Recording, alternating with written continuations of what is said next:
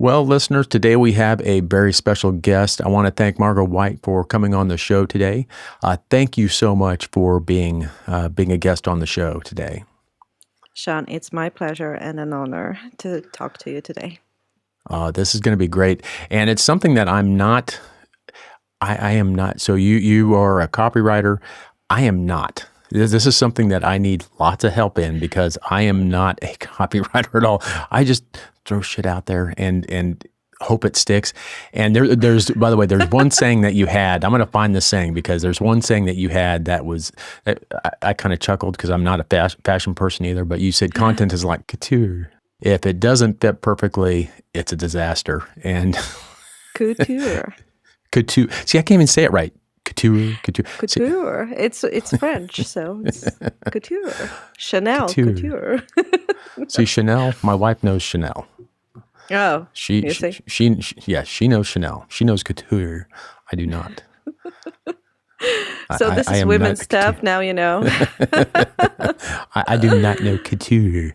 So tell us, how did you get into copywriting? It's an interesting thing. I mean, I can't stand writing. See, this is one of the bad things about me is maybe it's because I just suck. I don't know, but I'm not a writer. So how did you get in? How did you get into it? Well, it was one thing that my friends, my enemies, and everyone around me praised me for. They all said that I write really, really well, starting from school. And I was entrepreneur like probably 14 years ago. I started in business 14 years ago, and I figured out pretty soon that all I did during my work day, the biggest impact was when I was writing. Whether it was presentation, whether it was ad, whether it was some script, but it was connected to writing. So that got me thinking, why not get into this on a serious level? So 4 years ago, when I had to close my business due to some circumstances, and that was long before COVID, I've decided to start from scratch. And that scratch for me started with Fortune 500 companies in the first year of work. So I just took my entrepreneurial experience and created something new on this market, which is getting entrepreneurs involved in creating copy. And that is something that I will tell you today how this works, and hopefully your listeners will be able to apply that to their business. I'm sure they can. And I, so one of the nice things about, or one of the great things I get from being on a podcast and doing a podcast is, one, being able to talk to amazing people, all across the world, but actually seeing how they've turned ideas, how they've turned imagination, and how they've turned these things that they think about into a business. And to me, that is the heart and soul of what I love to do is actually taking that imagination, taking something that and turning it into and creating it something, creating it into a business. So I absolutely love that. That is great to hear.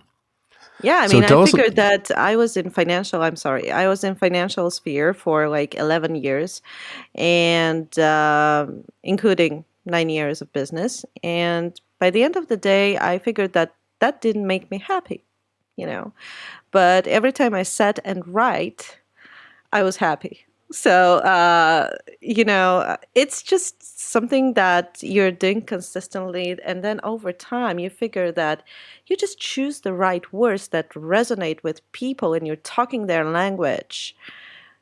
And that, when you just unleash your potential, that's where the magic happens.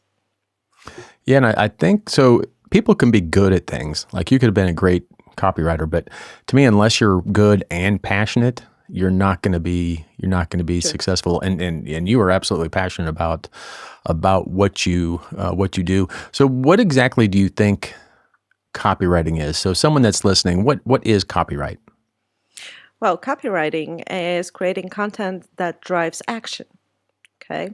So you can create basically any type of content you like, but if you create content for your business and you would like to convert that in money, then that's where copywriting comes in.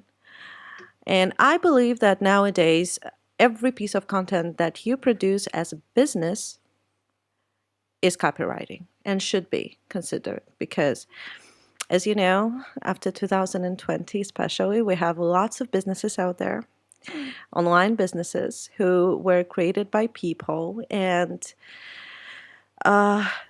therefore there's lots of content and lots of noise. And when you go online every single morning, Sean, tell me if I'm wrong, but you're scrolling your feed and there's very little that catches your attention. Am I right? Yeah, absolutely. Very, very little. Scroll and scroll. Because most messages, they're just sound similar, right?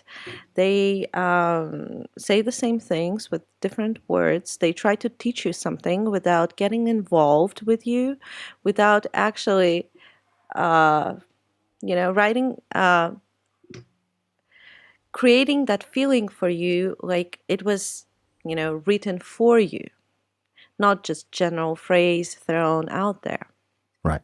So, the reason why this happens is because most of the times this content is not structured. That's one. And secondly, it doesn't contain the unique strategy developed by the business. Usually, what businesses do nowadays is they check contents made by their competitors or any company in general, and they try to copy paste the strategy or messages and etc. etc. Because if that worked for someone, they think that it will work for them. Well, the thing is, it won't. And that's how the noise is created. That's why we see the similar messages. And every entrepreneur that actually enters the market nowadays should know that people have the BS filter so at such a high level, so such a strong BS filter that even before you shared your first word, they're really skeptical. Yep. So Before you you open your mouth, they're like, bullshit. yeah, absolutely. That's exactly what happens. And my role is to work with top management and CEOs to develop to find that unique strategy that laid in the basis when they created a company and create the unique content DNA to transform that into content for their subscribers and their prospects and their clients. Right. And I think it goes further than just, Fortune 500 and big companies. A lot of my listeners are solopreneurs. They're, new entrepreneurs. They're trying to do a side hustle or they're trying to generate income, sometimes besides their job or to replace it to move into, true entrepreneurship. Part of it's because of COVID, and part of it's, there's a lot of people that are having to do this. And I think copywriting is just, if not more important for an individual entrepreneur, a solopreneur, than it is for a Fortune 500 company. Well, I think that individual entrepreneurs should, put content marketing and copywriting on, like, top, make it top priority for their business because it's the easiest way to gain raving fans and the group of clients that actually are multiplied over time is with the content that resonates with this group of people. Okay, that's not very, it's not said right from on my side, but hey, you know what? The right spelling has nothing to do with great copywriting. And I can tell you that great copywriters sometimes misspell because that's not the way we talk. We don't speak academic English. I So am still trying to figure out your, and your. So, I mean, we all make these mistakes once in a while. And sometimes copywriters do that on purpose because, we miss a and an and a the. But that's a different topic. That's done on purpose. So when you're doing copyright, one of the things that I had to learn early on was, and it to me as a kind of going outside of this, but as an entrepreneur, one of the first things we have to do, and it's the hardest thing to do, is build an avatar of what our customer looks Oh like. God. And that is, to me, here's the default thinking, and I spent years doing this as well, but the default thinking is everybody is my customer. So my avatar is everybody. And if we try to copyright or we try to sell or we try to connect with everybody, we're going to connect with absolutely nobody. Nobody. And I think when we do copywriting, so how important is it to know exactly who your avatar is, who your customer is before, because to me, your copyright has to be writing to that person. Well, that's what everything starts with, because if you don't know whom you're talking to, you can't write the copy that resonates with these people. Your speech was really, really accurate, because that's one of the reasons why people, don't succeed in content marketing nowadays. And I think it's number one reason, if I may quote that as statistics. But they're really, really, businesses are really, really afraid of losing some part of the market that does not belong to them. And so customer avatar is the unique person that includes all the features of people who would love your product and who you would love to work with. So it's not just one-sided. It's not just those who will love you, but those who you will love. And this is one thing that businesses miss, because that's not what digital marketing courses teach you. They teach you to choose the customer avatar that will be perfect, that your product will be perfect for. Well, that's not something I start with my clients with when we work. First, I start with their strategy and their beliefs, because we all attract like-minded people. And if you whether you share your ideas or not, we can all feel the energy. And if you're building your business as a B2B or on your personal brand, and you're going to be the face of your business, in this case, you should know that you will attract like-minded people, even if you will say nothing. They will look at you, they will look at your manners, at your energy, and people who are not like you will hate you, and people who are like you will love you. That's pretty much it, even beyond the content. So that's why we start with my clients, we start with customer avatar. When we work with the customer avatar, we start with them and their business, why they established the business. And that's why I loved your website, which is Thinking Big, and all this purpose and everything, because that goes right into the wheelhouse of this whole concept.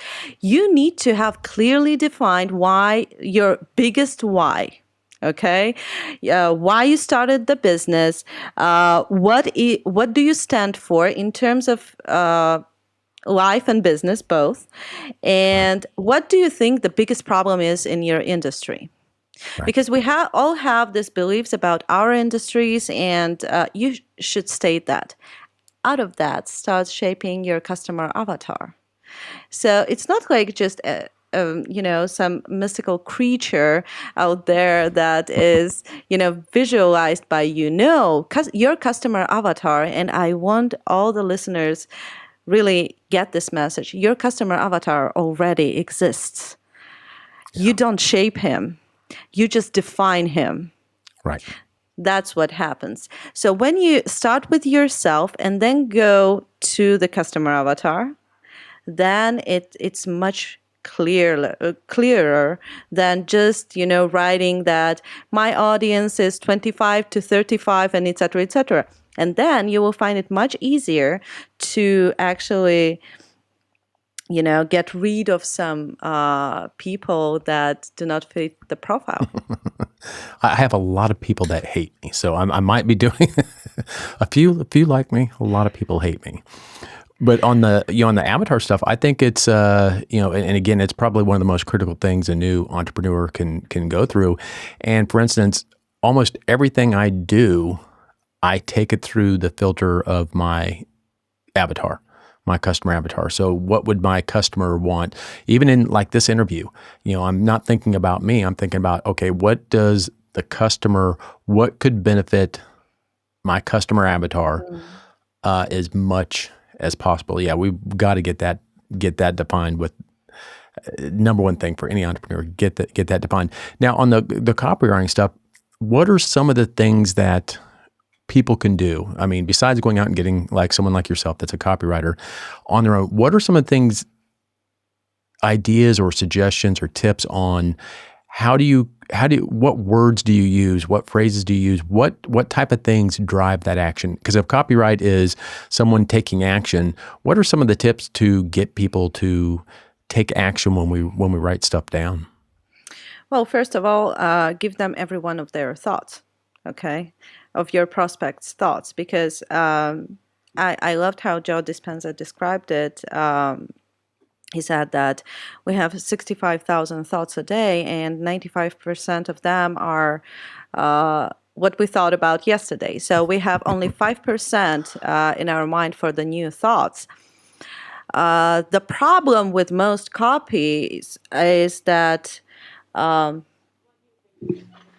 sorry.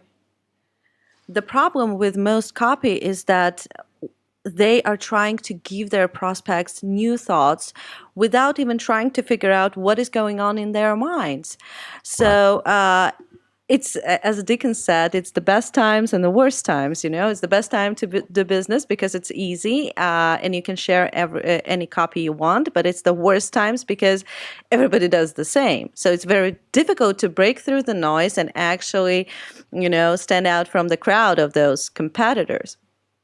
So what you should do is tell them this with your copy. I know what you think, and you're right. But you're wrong in this one little aspect. You know why this grabs your attention? Because imagine this, Sean. You're scrolling the feed and everybody tells you whether you should wake up at 5 a.m. or do this or do that to be successful, all this stuff. But nobody, gives you your thoughts, what you're thinking about right now, which is your past, right? So that's why we developed this customer avatar and then try to get in their heads what are the thoughts they're thinking right now. And trust me, most of them are not like making more money. Right. Right? As most entrepreneurs think that they can throw this how to put it, promises of millions and millions of dollars, and they will attract the audience. Well, lots of people promise millions of dollars, and there, Yep. very few actually deliver on this promise. So Yeah. the first is give them every one of their thoughts. The second, include content DNA in your copy. And content DNA, we started talking about that, includes you and your business, your customer avatar, and your unique content strategy, which is the template of words and phrases that you use in your copy. Very few people do that.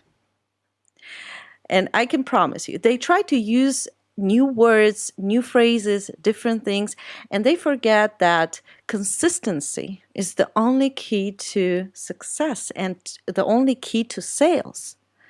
Consistency and how to get in top 140 of your prospect's mind. And you know that we only remember 140 people, right?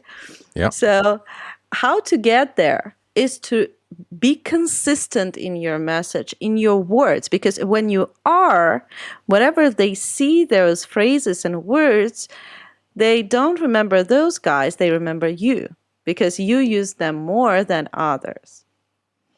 Right. So this is what content strategy is all about. And third is great content has a past and the future. Now, what do I mean in that? It can relate to what you shared before and what you will share in the future. I don't mean writing like, I don't know, weekly strategies like I will share this on Tuesday, this on Friday. No. Well, you Right. should have that in place, but past and future doesn't mean that. What it means is your prospect should not be shocked every time with new thought or new strategy that you're trying to give them. Okay, Right. so that's Yeah. pretty much And it.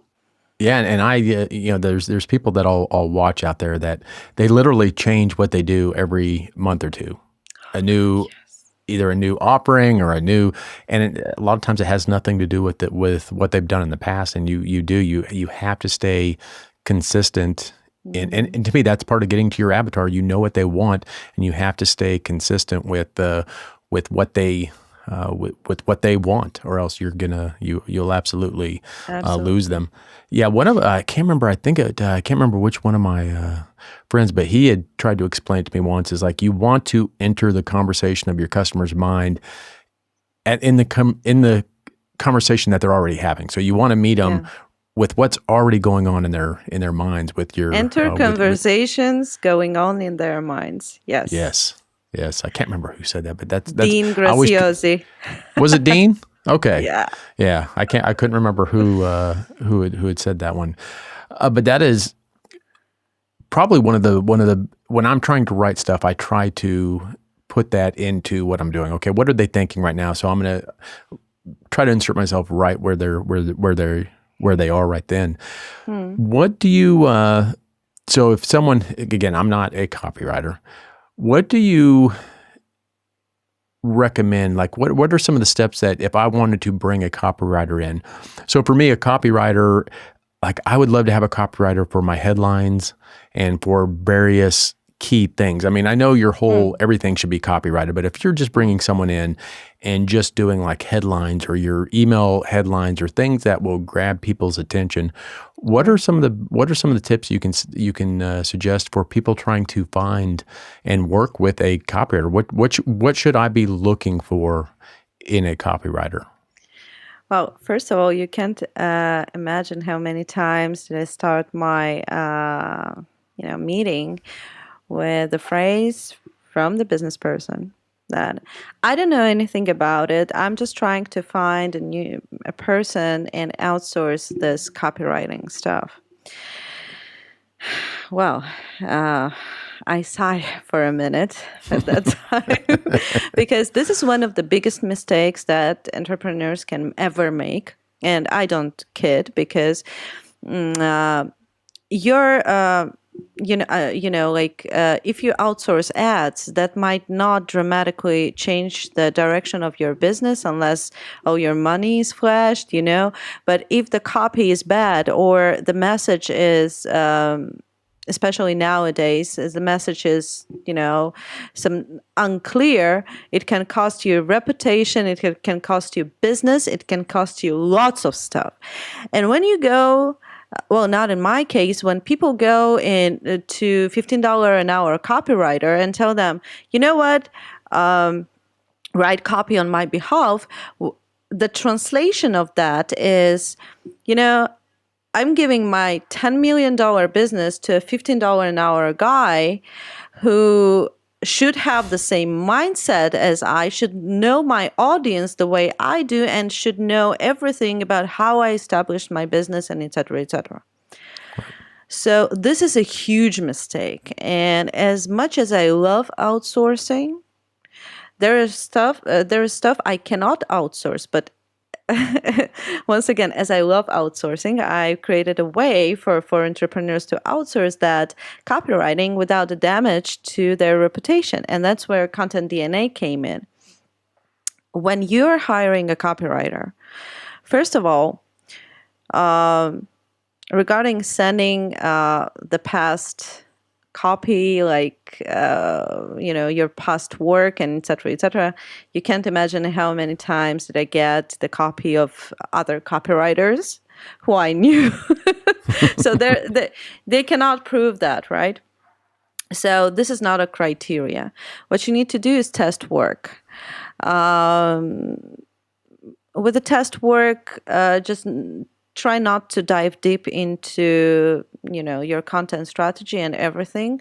Just give them the general task and tell them to write the blog post. That might cost you up to $20, but you will know whether to work with this person or not. Now, when you choose the right candidate, in this case, you should have in place once again, you and your business defined your customer avatar profile, your anti-avatar profile, and I'm going to talk about that, and content strategy in place, all written in one package.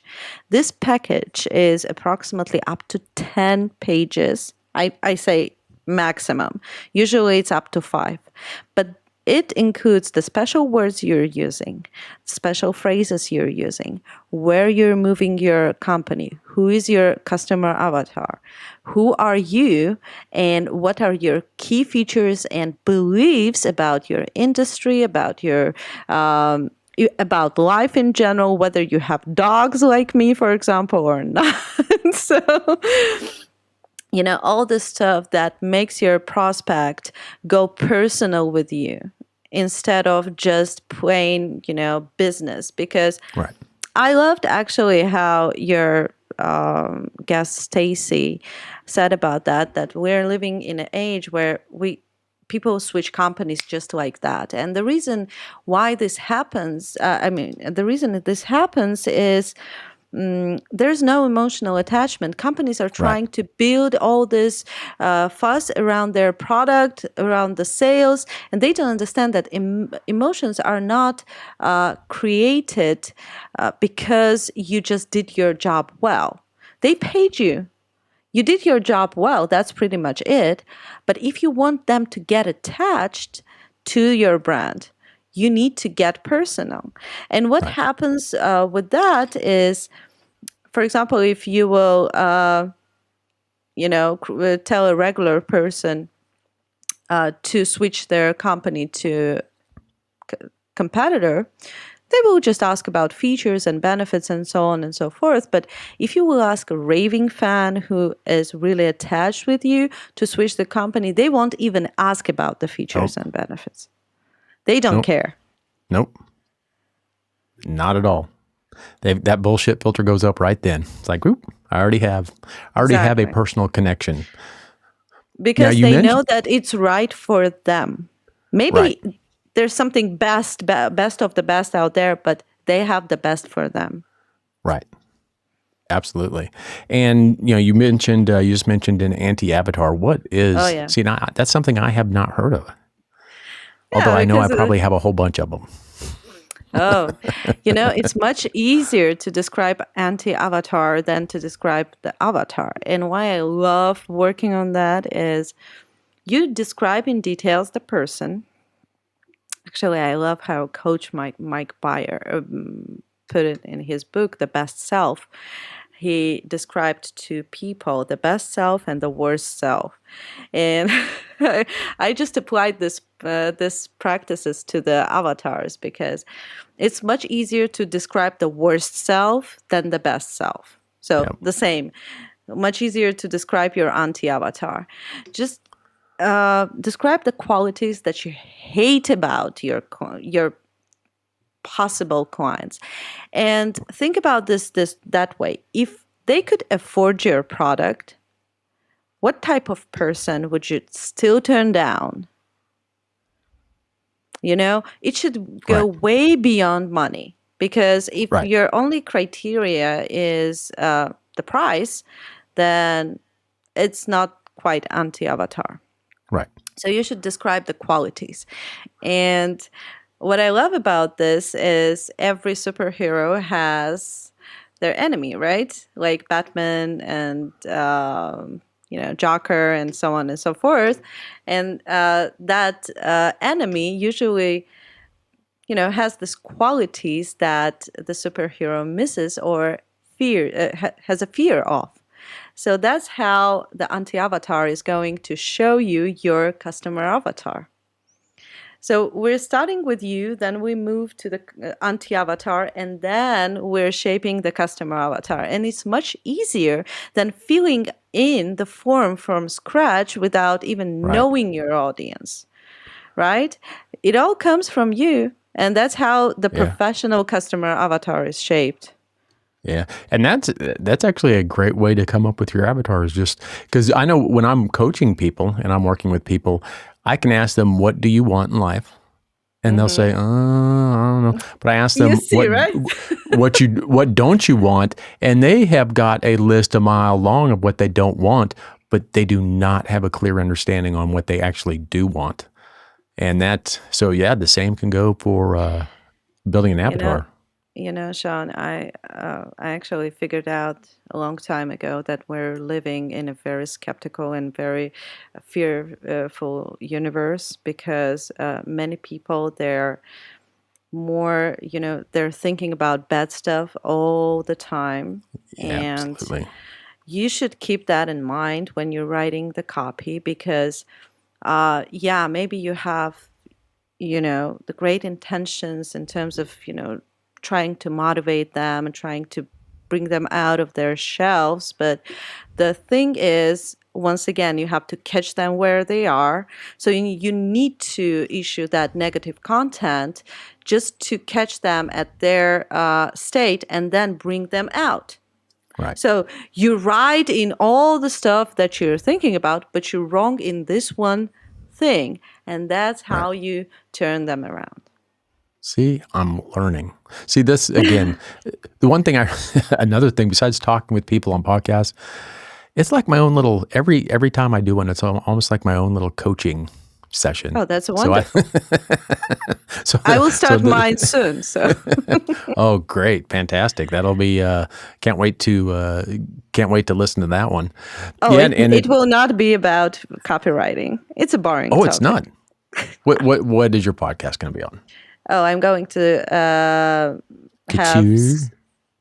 start business again, because I failed in my life for three times. I think it was fourth time a year ago. Yeah. I mean, I started from scratch so many times that I want just to encourage people who are listening right now as well, without my podcast, guys. I'm just telling you, we don't know where we will, appear tomorrow. And that's one of the reasons why I started this copywriting business, because I always know that wherever I will be able to write. So it's like my bread and butter. But those down moments, they teach you so much, and they surround you with people who are in the same more or less condition, and you realize how desperate they are and how difficult it is to change their mindset and everything. And that what actually taught me a lot about copywriting, how to talk to these people and how to slowly bring them out of their state. Right. And, you had mentioned about all the negative thoughts that people have. There's one book that Dr. Amen wrote on the mind, and Killing Ants, killing the automatic negative thoughts. Killing ants. That's one of the things that there's usually key things in every book I read that stick out, and that was definitely one in that Killing Ants. And Wow, and it's funny. I will read that. Thank you. It's a great book. Dr. Amen, probably one of the most well-known people for mind, kind of like mind development and mind, how our mind works. Fascinating stuff. But Awesome. yeah, killing, and that's the thing. Like when I bring in a customer or when I bring in a new client, one of the things I have them do is every time they have a negative thought is to put a little check mark on a piece of paper. So for like 24 hours, I want them to put a check every time they have a negative thought. A lot of people need more than one sheet of paper. And people don't even realize how many negative thoughts that we have on ourselves, our own self-imposed negative thoughts, nonstop Absolutely. every day. Yeah. And it's one of those It's things we got to actually get. baffling to me that people, people know that, but as businesses, they forget about that. They think Yeah. that everybody's like, running around with butterflies and all this stuff. No, your clients are really, really desperate, and Yeah. for other reasons than, your product or service solves. So not your personal. I mean, in terms of Right. Yeah. listeners. So yeah, I mean, this is really, really interesting strategy to make a check mark every time. Yeah. Yeah. What was your first time when you tried this? Did you need more than one? I needed so much paper that I couldn't. I needed a notebook. I had so Oh many my check God. marks. Negative, negative. You, what are you thinking? You can't do that. Who do you think you are? Money doesn't grow on trees. I mean, we all hear these things over and over again. It's like, man, it was nonstop negative, and we don't even realize when we're doing it. It's just automatic. Hmm. Automatic. We start thinking negative things, and I personally believe that until we start replacing that with positive, positive beliefs through affirmations, through whatever it is you want to use, those negative thoughts are just going to continue. Oh, They'll absolutely. I they'll can keep see that going. every single day. For example, people who even have real opportunity to change their lives, real opportunity, not just Yeah, promises. They refuse to do that. I mean, yeah. I I think that even if you will just put the case with $1,000,000 in front of such people, they will go like, I think a snake is inside or something or a bomb. Yeah. It's that Well, bullshit filter again. absolutely. If the mindset is not right, and especially in this case, we were talking about outsourcing copywriting, right? Yeah, You don't know what's going on in that copywriter's mind. that's And you true. cannot, put him through your training before you hire him. Yeah, So you should actually control every step of your copy. So first thing is you're sending him or her that 10-page thing. Just spare an hour for them. Pay for an hour for them to read it. You will right. get a refund on your $15 later. Trust me. The second thing is after they wrote a copy, just make sure that the opening and the overall strategy is, as I told you, thoughts, thoughts, thoughts. This is where you're wrong. Well, if it's transformational, right? Right. This is where you're wrong, and CTA, and so on and so forth. Now, what digital marketers usually teach is you need to have CTA here, CTA there. People only read for 3 seconds, and so on and so forth. Well, I can tell you that with this kind of approach and attitude, as I described you right now, it doesn't matter how long the copy is, they're going to read because it's Yeah, about them, not you.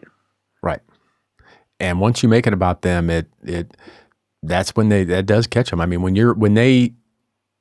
they see the benefit of what they can gain, I think that's one of the biggest things, that they actually see themselves winning.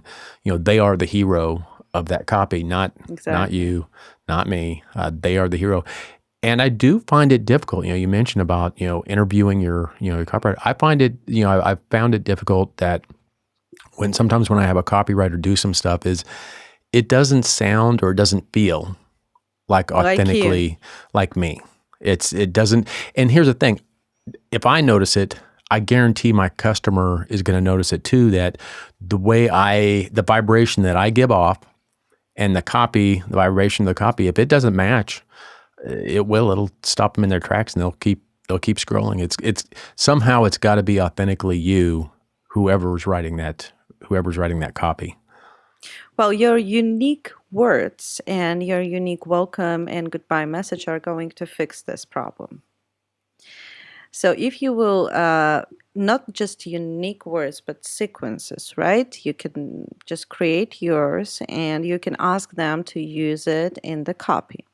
But you should also edit it, Sean. That's nothing bad in, when CEO gets involved in the process, because what else matters nowadays? We're all in the lockdown, and the only way we actually communicate with our prospects is through our content. So Right. I think that every CEO, if you're not running like a huge company, again, like Microsoft or something, every CEO can get involved, and that's nothing bad if you will read through. And there's a small secret to that, because your prospect will always try to find, space in your copy where he or she can stop reading and not miss out on anything important. You should know that. I did not know And that.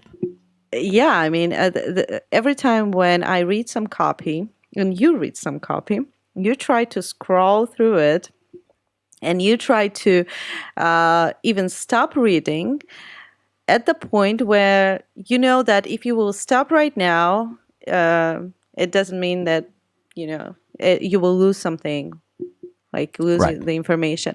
And there is a perfect saying that if you think your copy is boring, your reader is asleep.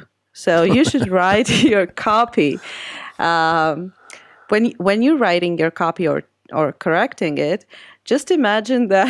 Oh my God, I'm not sure I can say that, but I Oh, think you can that say it. lots of. Okay, just imagine that your prospect needs to pee. Okay. It's better than poo. Yeah, no, P. So, not that P word, right? So when you treat the copy that way, like when you're creating that and correcting that the way that it's really, really important stuff that you're leaving for your prospect, in that case, it works every single time. Even if you didn't spend all the time on researching the topics and everything, your copywriter did it, but you corrected it, and it includes your welcome message, your goodbye message in the middle, your words, and you just went through this and you figured out that you can just add some words and edit something on your side, even one phrase, and Right. that's pretty much you. See, I should just get like a 5-year-old to write mine. See, it'll be authentic. It'll be because I think like a 5-year-old most of the time. I think this is the great approach to life and business in general. Definitely. So, what is the best way for? Again, I want to thank you for being on the show. This has been, Thanks, Ian. man. I've learned. I've been sitting here where I should have been paying more attention, but I'm writing notes, and I know, And you I have the know, recording. I have the recording, but yet I'm still taking my notes. I'm like going, which are not which they're not copied yet. So they're very raw. I absolutely want to thank you for being on the show. It has Thank you. been. I have learned more today than I have in a long time on and I talk with other copywriters. I just dropped my cup. See, live. My God, I'm But sorry. I work with other copywriters, and man, I love some of the ways that you put how to copyright. So it's been great. Thank you. And Margaret, thank you so much for being on the show, taking the time for my listeners. You've dropped some very good information. So I can't wait for this episode to air. It's going to help a lot of people. So thank you so much for being on the show. I'm so happy, Sean, and thank you so much for inviting me.